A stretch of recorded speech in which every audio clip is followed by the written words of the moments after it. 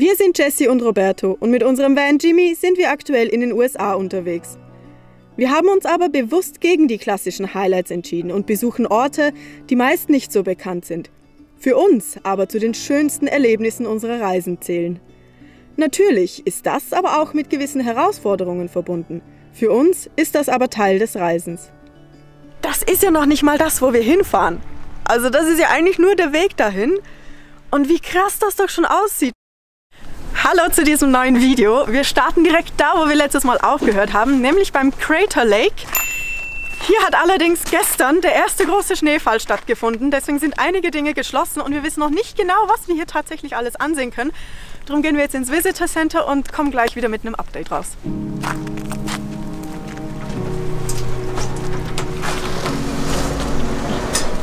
Wir haben natürlich noch unseren obligaten Sticker gekauft. Von jedem Ort, wo wir eigentlich waren, haben wir welche gekauft, aber dazu später mal mehr. Die Informationen, die wir da drin erhalten haben, waren... Schlechte Nachrichten. Ja, wir haben etwa 5-mal gehört, you will die. Richtig dramatisch. Ja, weil es hier eben so krass geschneit hat, ist einfach alles zu quasi. Und jeden Trail, den wir dachten eventuell zu machen, meinte er, nein, auf keinen Fall, sofern wir nicht Tennisschläger große Schneeschuhe haben, so nannte er es. Ja, ist das einfach nicht machbar, auch nicht mit Wanderschuhen. Er meinte, wir werden sterben.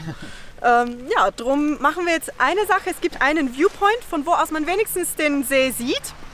Und dann schauen wir ins Village, kann man auch noch, also schauen wir da vielleicht noch hin.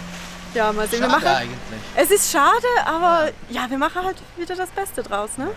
Ja. Okay. Und ich finde den Schnee trotzdem schön.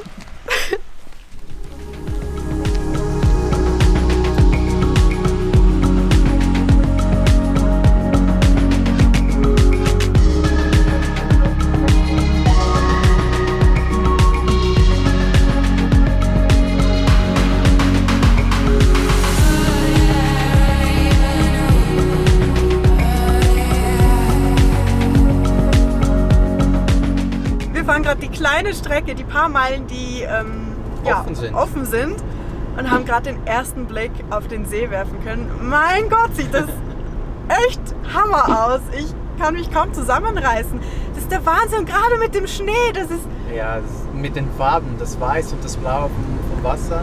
Also das ist heftig. Wahnsinn. Wow, also wir fahren jetzt an diesen einen Viewpoint, der offen ist. Und ich glaube, wenn wir es von da noch mal gut sehen können, oh, ich finde das mega.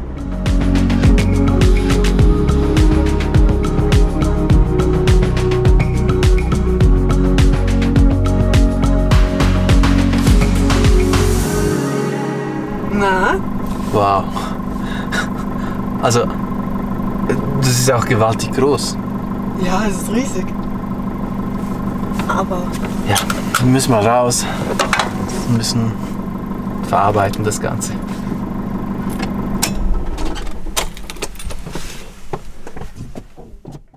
An dieser Stelle möchten wir uns bei Endel, dem Sponsor unseres heutigen Videos, bedanken. Endel ist eine App, die Musik mit Technologie verbindet und uns so hilft, besser zu entspannen, zu schlafen und uns zu fokussieren. Gerade ich nutze die App sehr gerne beim Arbeiten, denn die Klänge mit leichten Beats helfen mir besser in den Flow zu gelangen und somit mich weniger ablenken zu lassen und effizienter zu sein. Bisher habe ich beim Arbeiten oft Musik gehört und da passiert es aber doch immer wieder mal, dass sich ein Lied in den Vordergrund drängt und mich dann wieder ablenkt, anstatt mir zu helfen beim Fokus. Ja, mit Endel passiert mir das nicht mehr. Da kann ich auch zwischen verschiedenen Szenarien auswählen und nahtlos dazwischen wechseln. Das Ganze baut auf Erkenntnissen aus der Neurowissenschaft auf und mit der patentierten KI-Technologie unterstützt die App somit unseren biologischen Rhythmus, bei Tag wie bei Nacht. Je nach Aktivität kreiert Endel also die passenden Klänge und unterstützt uns so in jeder unserer Tätigkeiten. Außerdem reagiert Endel auch auf individuelle Inputs, wie zum Beispiel den Standort, das lokale Wetter oder auch den eigenen Herzschlag. Aber probiert es doch am besten selbst aus. Wenn ihr euren Fokus schärfen oder leichter entspannen wollt, klickt auf den Link in der Videobeschreibung. Die ersten 100 Personen, die Endel herunterladen, erhalten eine kostenlose Woche voller Audioerlebnisse. So, und wir machen jetzt weiter mit dem Video. Wow, was für ein Ausblick. Das ist ja komplett surreal hier. Wow. Vor allem mit dem Schnee. Und das Blaue des Wassers, das sieht unglaublich schön aus.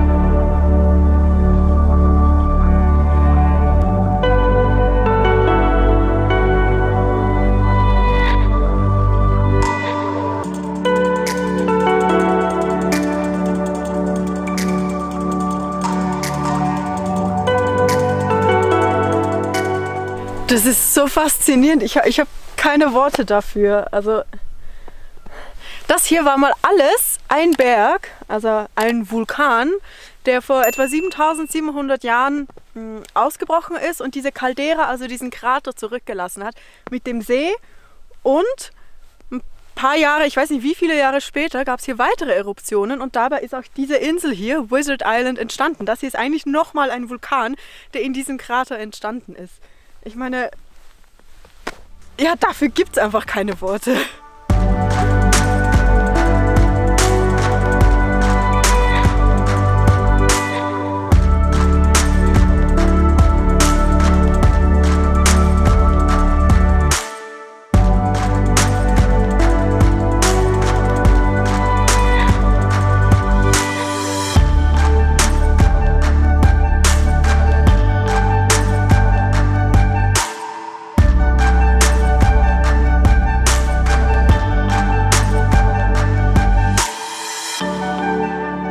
Ja, da fehlen einem richtig die Worte. Also es ist unglaublich schön. Jetzt kommt zwar wieder der Nebel auf, aber vorher mit Sonne und dem Schnee und das Blaue, das ist so schön. Ja, unglaublich. Aber dazu noch ein paar Fakten zu dem See. Der See ist im Durchmesser zwischen 7 und 10 Kilometer breit. Er ist 592 Meter tief, das heißt, er ist der tiefste See von den ganzen Vereinigten Staaten und einer der klarsten Seen weltweit, denn er wird nur durch Regenwasser und durch Schnee gespießen. Also es ist, ja, eine Superlative folgt der anderen. Das ist richtig schön hier.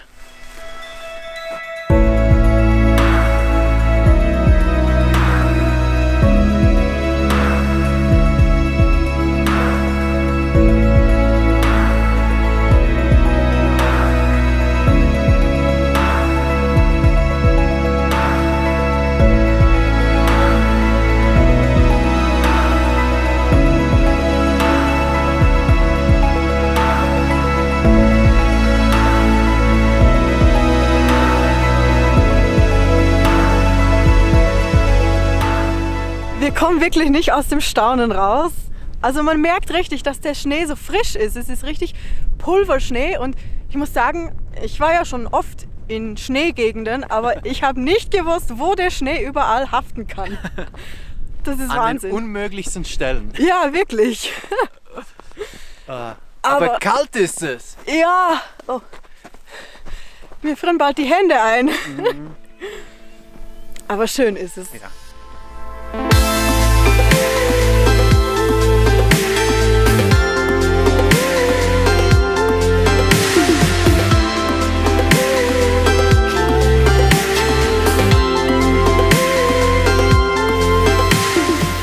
So, und jetzt schreibt mal unten in die Kommentare rein, wer von euch dieses Jahr auch schon Schnee hatte. Also, ich meine jetzt nicht da Januar, Februar, sondern jetzt diesen Winter oder diesen Herbst.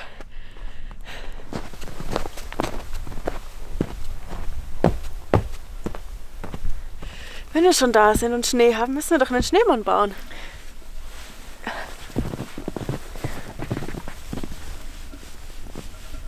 Ja, aber der Schnee haftet nicht so, wie ich gerne hätte. Also dann wird es ein kleiner Schneemann. Ja, das wird ein sehr kleiner Schneemann. Ist doch ein richtig fröhlicher Kerl, oder? Er sieht richtig komisch aus. Und haben wir einen Namen? Snowy. Snowy! Das ist Snowy. Snowy vom Crater Lake.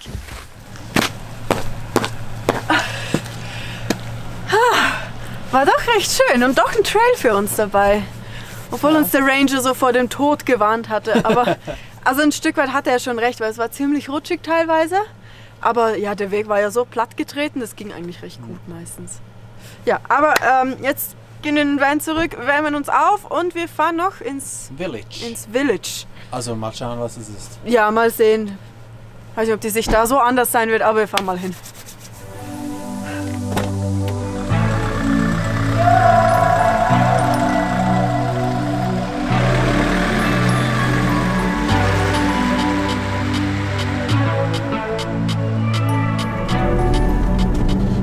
Ja, Ja, viel mehr gibt es ja auch nicht zu sehen vom Village.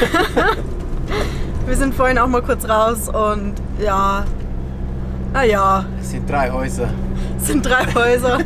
Die alle geschlossen sind. Ja, die sind zu, weil halt einfach Winter ist und ja, drum, wir fahren jetzt auch raus aus dem Park, denn ja, im Park einfach freistehen darf man nicht. Campingplätze sind alle zu, weil schon Wintersaison ist hier.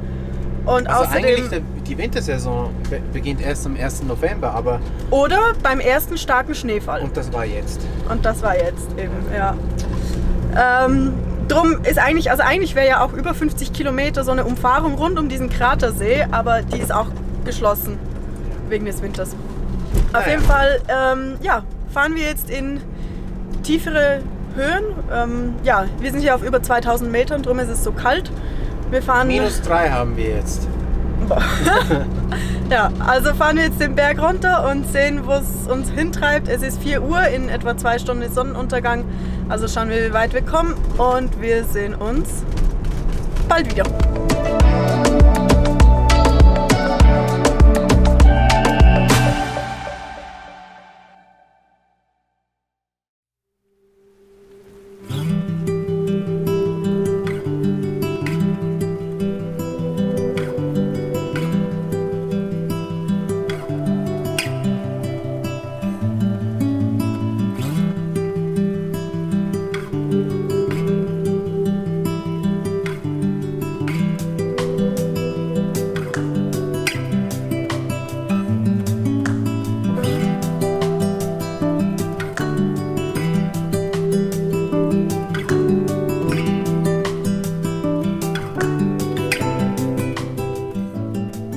Was für ein schöner Morgen das mal wieder ist.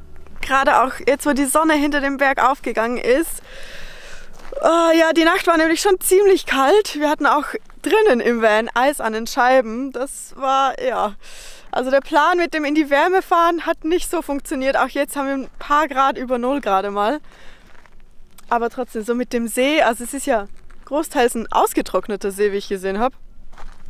Ja, ist schon wirklich schön. Aber jetzt schaue ich mal, was Roberto macht, denn wenn ich Glück habe, macht er schon Kaffee. Na? Morgen. Na? Wie sieht's aus? Ja, gut. Hier was draußen? Kalt. Na, dann stell mal rein. Hier läuft die Heizung nämlich. Ja. So. Kaffee ist fast fertig. Wir müssen noch nachkaufen. Mist, da müssen wir gucken. Hier in der Wüste gibt es sicherlich was. Ja, bestimmt. Und falls ihr euch fragt, wieso wir hier die ganze Zeit in den USA im Zickzack herumfahren, ja, das hat eigentlich einen ganz einfachen Grund. Wir waren ja schon einige Male hier in den USA.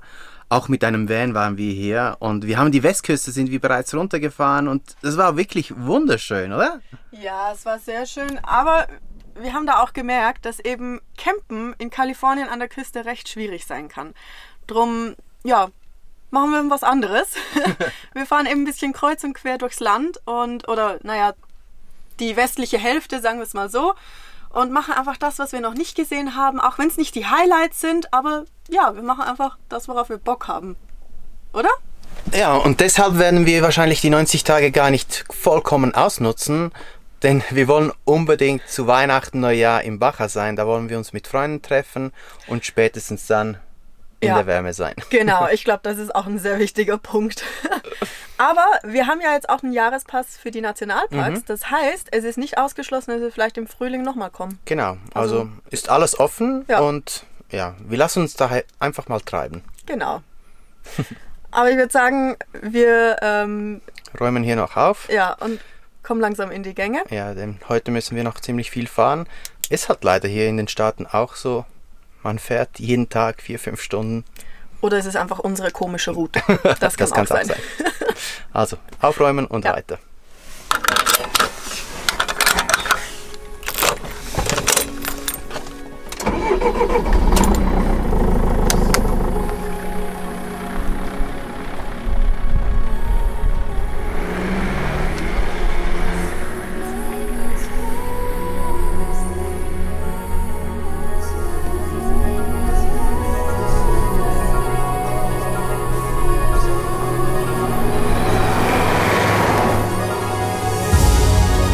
We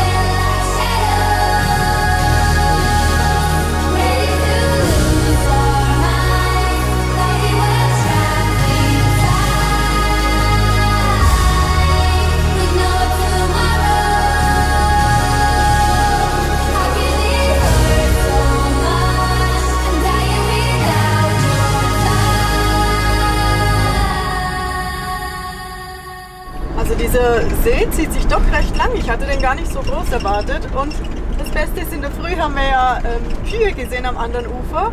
Und jetzt gerade noch Rehe, die hier durchs Wasser gewartet sind. Richtig cool.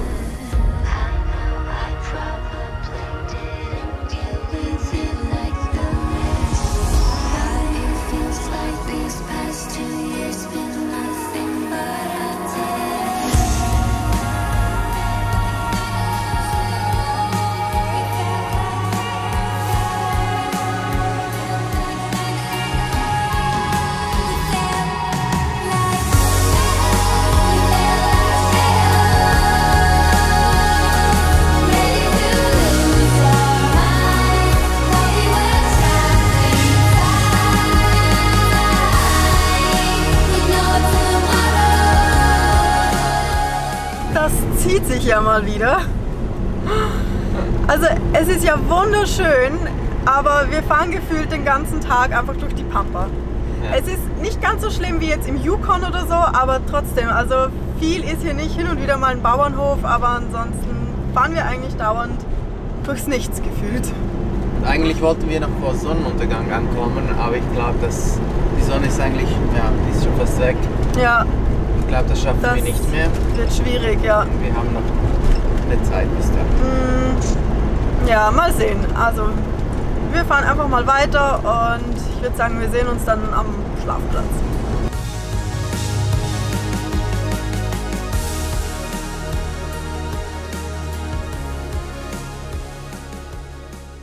Ja, wir haben es endlich auch noch geschafft. Es ist stockdunkel draußen. Der Tag war wieder mal ewig lange. Aber ja, ist halt leider so.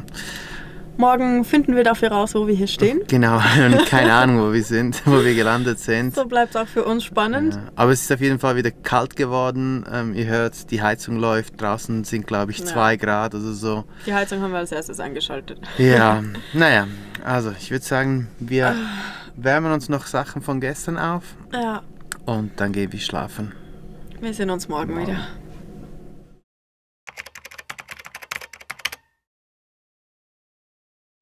War das nicht ein wunderschöner Sonnenaufgang, den wir heute Morgen hier genießen durften? Es hat richtig gut getan, als die Sonne rauskam, denn die hat den Van aufgeheizt. Denn es ist richtig kalt zurzeit, also heute Nacht hatten wir -3 Grad, man hört, die Heizung läuft immer noch. Ja, zurzeit ist es auch nicht wirklich viel wärmer. Ein paar Pfützen, die hier sind, sind eingefroren. Ja, ist halt so, mitten in der Wüste. Aber ja, für uns geht es heute weiter. Wir wollen einen Canyon besuchen gehen. Es wird auch als Grand Canyon von Oregon bezeichnet. Ein ziemlich unbekannter Canyon, aber was wir darüber gelesen haben, muss richtig cool sein. Also packen wir zusammen und fahren gleich los. So, wir sind fertig. Jimmy auch bald. Denn die nächsten, ich weiß gar nicht wie viele Kilometer, fahren wir ja durch Wüste und Canyon. Das heißt, Jimmy bekommt noch ein bisschen Luft raus aus den Reifen. Roberto ist hier schon fleißig, ich weiß nicht, wo man ihn sieht. Ich kann nicht immer so gut mit der Kamera zielen, ich bin da nicht so gut drin. Auf jeden Fall, ja, lassen wir jetzt die Luft raus und dann können wir, glaube ich, auch wirklich schon los, oder? Jo, 2 Minuten. Sehr gut. Ready to go. Ready.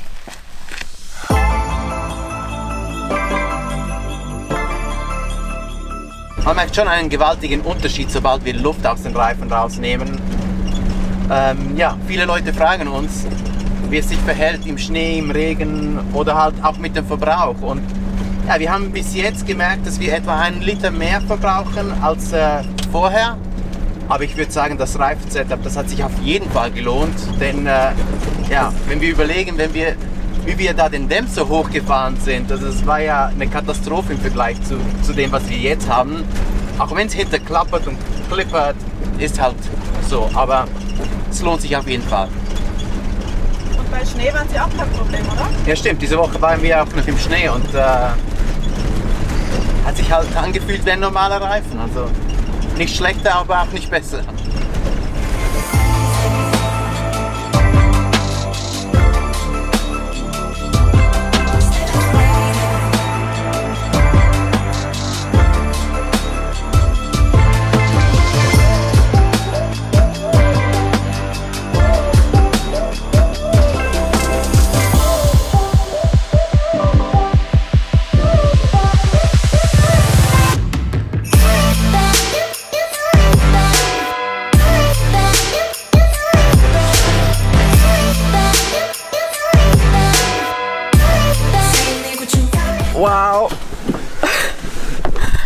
Also, ich weiß gar nicht, wie ich das sagen soll. Das ist ja noch nicht mal das, wo wir hinfahren. Also das ist ja eigentlich nur der Weg dahin. Und wie krass das doch schon aussieht mit all diesen Felsen und ich meine auch da hinter mir. Seht euch das an. Ich weiß nicht, ob man das so sieht. Das sind so krasse Gesteinsformationen. Ich komme nicht klar. Und es wird nur noch besser. Ja. Vielleicht, wir wissen es nicht. Naja, angeblich. Aber ich würde sagen, wir Frühstück. haben... Genau, jetzt Frühstück und dann geht's weiter.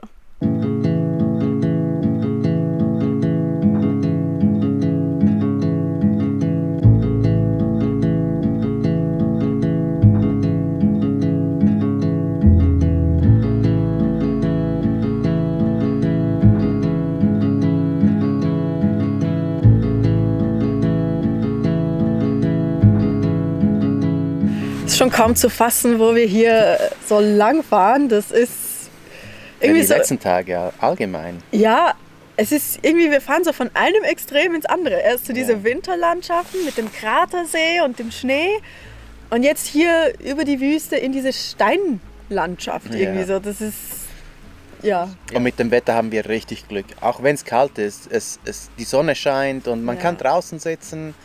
Wenn man sich gut einpackt, ist es richtig schön. Also und mit warmem Tee. Aber ich würde sagen, eben, wir haben noch ein bisschen Strecke. Packen da zusammen. Und dann geht's gleich weiter. Ja.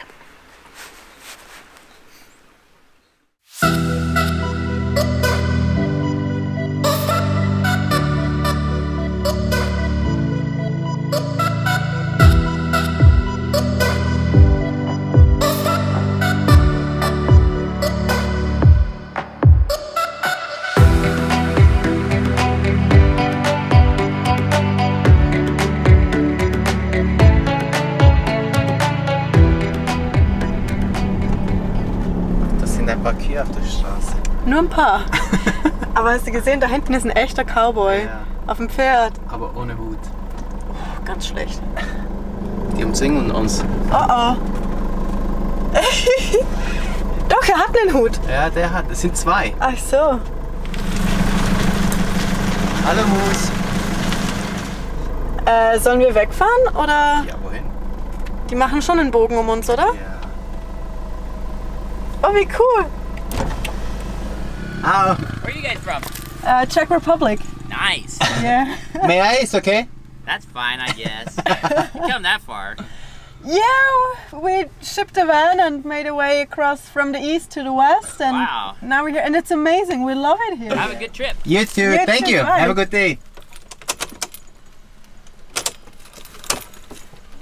Das war mal ein echter Cowboy, Das oder? war ein echter Cowboy. Ja. Und so freundlich. Der hat sogar ein Semester in Österreich studiert. Ja? Ja. Mega cool. So, wir müssen weiter. Und vielleicht fahren wir an seiner Ranch vorbei.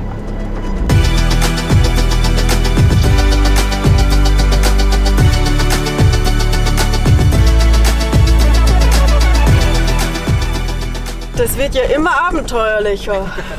Google Maps sagt, wir sollen da lang fahren. Naja, es ist halt die schnellste Route. Mal sehen, wie weit wir kommen. Aber wir müssen ja unsere Reifen so richtig ausnutzen, oder? Unser Setup richtig testen. Das machen wir hier. Zum Glück war es die letzten Tage trocken.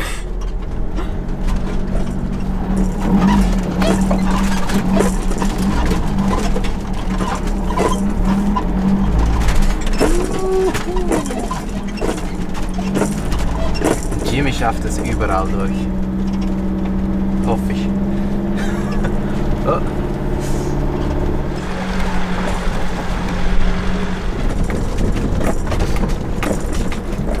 Ich glaube, wir fahren zurück. Ja, aber wohin dann? Wieder auf die Hauptstraße. Die ist dann halt ein bisschen länger, aber also 5 Minuten länger. Aber Okay. dafür bringt sie uns ins Ziel, oder? Ja. Weil hier kann man ja gar nicht nach links. Und wir sind wieder zurück auf der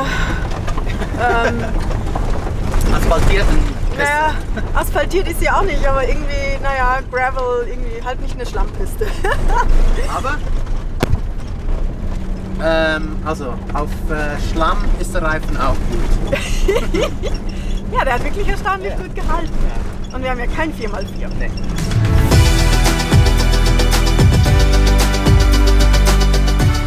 Ich glaube, wir sind bald da. Hier vorne fahren wir so richtig in eine Schlucht rein. Und ich glaube, da ist auch der Canyon, der Leslie Gulch, den wir eben suchen. Ich glaube, es sieht richtig cool aus.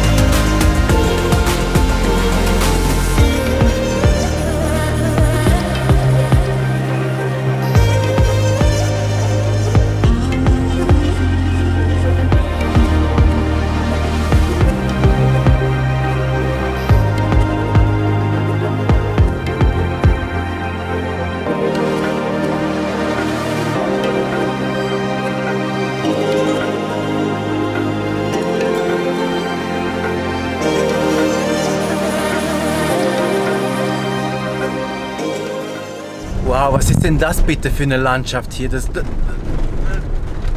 Keine Ahnung, ich bin wirklich sprachlos. Das sieht so unfassbar schön aus. Und ja, ich habe keine Ahnung, was ich sagen soll. Ja. Ja, Robert ist sprachlos. Aber es ist ja auch nachvollziehbar. Ich meine, diese Gesteinsformationen und alles rundherum, das ist... Ja. Also ich bin selten sprachlos, aber das ist wirklich der Hammer. Also es ist wirklich so schön. Aber wir wollen jetzt noch einen kleinen Walk machen, denn wir müssen uns irgendwann mal auch noch die Beine vertreten. Ja, mal schauen, was uns da alles noch erwartet. So, wir gehen los. Hier hinten haben wir Jimmy geparkt. Und ja, ich meine, so schön es auch ist, hier durch diese Schlucht zu fahren, irgendwie das Erleben aus dem Auto oder zu Fuß ist doch ein bisschen anders. Ja. Und ja, jetzt sehen wir uns hier den Juniper Gulch an, oder? Ja. So heißt er.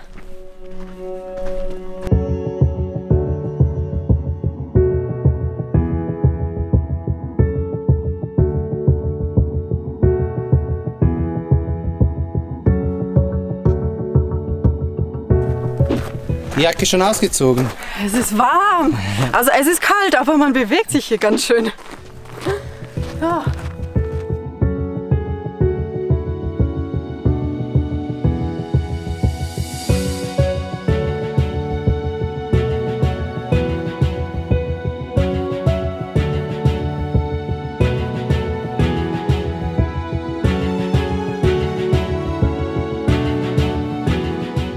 Ich glaube, wir sind an einer Sackgasse angekommen. Also mal sehen, vielleicht schafft Roberto es zu einer Durchfahrt, zu einem Durchgangsweg zu machen. Ja, hier oben ist ein Weg. Echt? Ja. Aber da kommen wir nie wieder runter. Ich bin da schon oben. Keine Ahnung. Also wenn wir hier stürzen, Gib mal die Hand. dann geht's so richtig in die Hose. Gib mal deine Hand.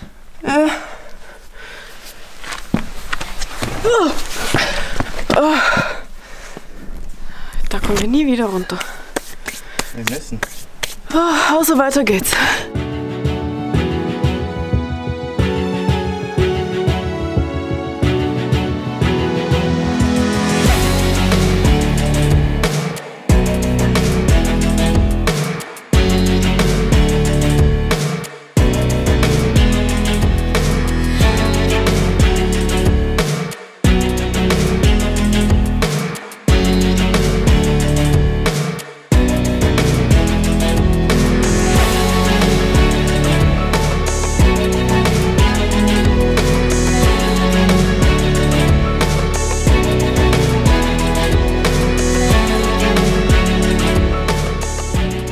Natürlich gibt es noch ein paar Facts zu dieser wunderschönen Landschaft hier. Und zwar sind hier vor etwa 15 Millionen Jahren Vulkane ausgebrochen, oder besser gesagt ein Riesenvulkan, soweit ich weiß.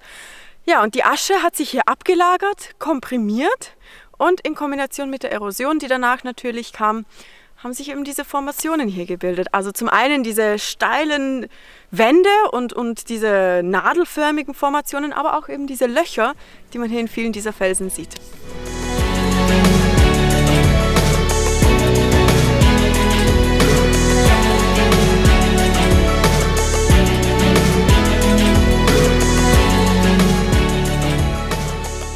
Wer hätte das gedacht, dass wir hier so einen wunderschönen Platz finden?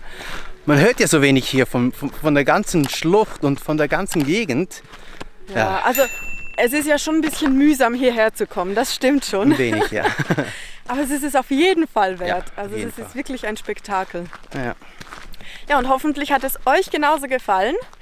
Wir machen uns jetzt auf den Weg zum Schlafplatz. Wir sehen uns aber nächste Woche wieder. Ja, wenn euch das Video gefallen hat, ihr wisst, was zu tun ist. Daumen nach oben.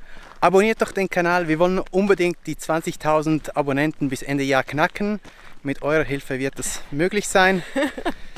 Und ja, wir sehen uns nächste Woche wieder. Bis dann. Bis dann. Entschuldigung.